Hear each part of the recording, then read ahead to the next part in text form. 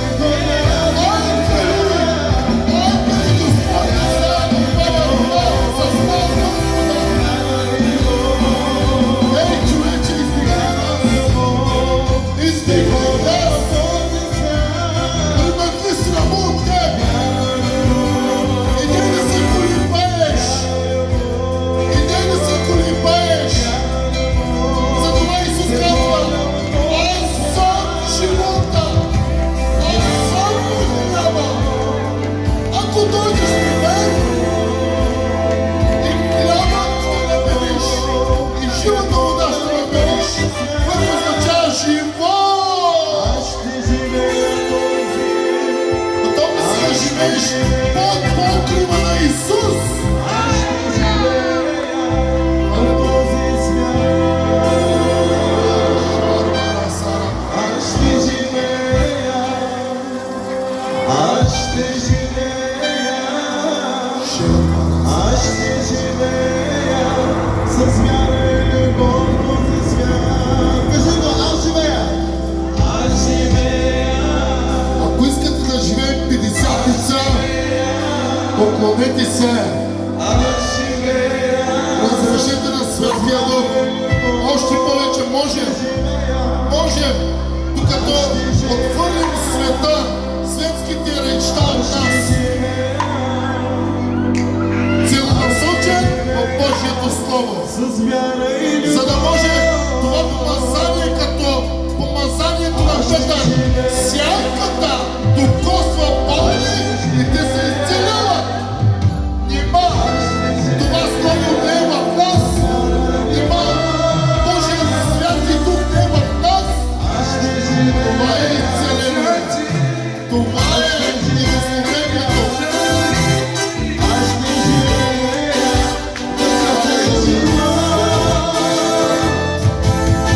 Аз ще живея. Може да кажеш, аз ще живея. Аз ще живея.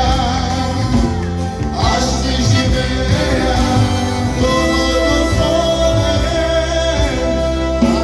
Аз ще живея. Аз ще живея. Аз ще живея. Дома Господен. Аз ще живея. Аз ще живея. Аз ще живея. Дома Господен. Кажи го! Аз ще живея. Братя и сестри, Аз ще живея. който идва с очакване,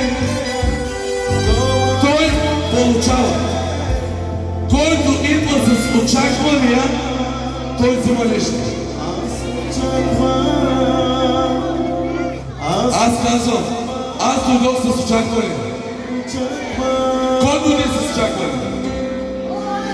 Кой дойде да се допре до Господа? Кой дойде? Само толкова ли си? За хората ли? За хората или за Бога сте дошли? Халелуя! Щом сте дошли за Господа, тогава действайте в Духа. Не с ти очи, а с духовните очи виждайте. Защото светските очи може да ти казват какво правят тези деца. Аз знам хвалението различно, но аз ви казвам, това е Божие хваление. И когато казваме хваление, хвалението дава прясното помазание. Прясното помазание. И помазанието, знаете ли какво прави? Помазанява. Помазанието възкрасява. Нещо различно казва.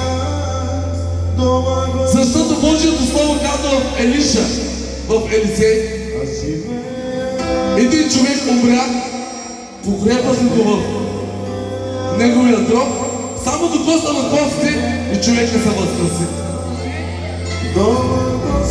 В Божието Слово казва: аз съм същия Бог сега и до вечни векове. Значи нашия Бог е живее. Затова, брати и сестри, търсете Господа с духът си. Защото на Бога с духа си тук, не с нашата си. Разбирате ли какво искам да кажа? Святия Дух е като навигация. Святия Дух те движи до Господа. Затова действайте в Духа. Докоснете на святия на Исус Христос, за да се изцелявате, за да се възстановявате.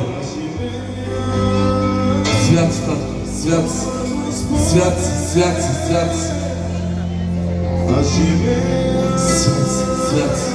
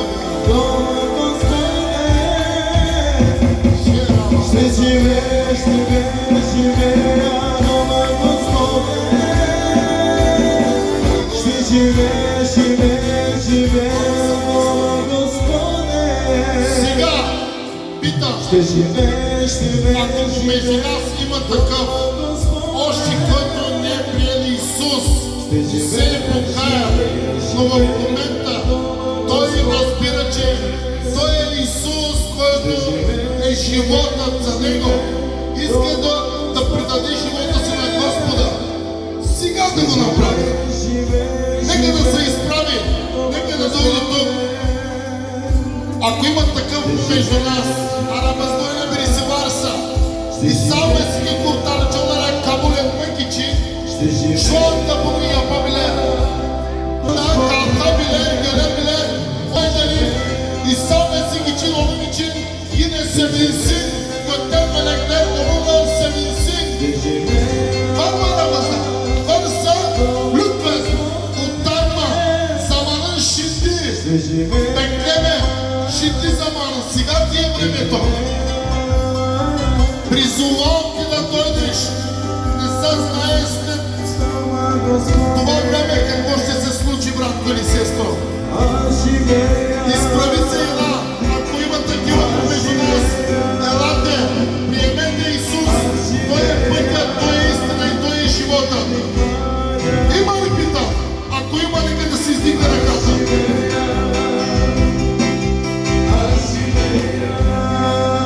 Всички сме тук, така ли, които познаваме Исус. Но не е достатъчно да познаеш, да бъдеш покорен. Да бъдеш покорен и да следваш Исус. Алелуя! Братя, ние ще продължим да хвалим Господа. Знам, че вечерята се разнася в вечери. И плътско и духовно се храните. Амен!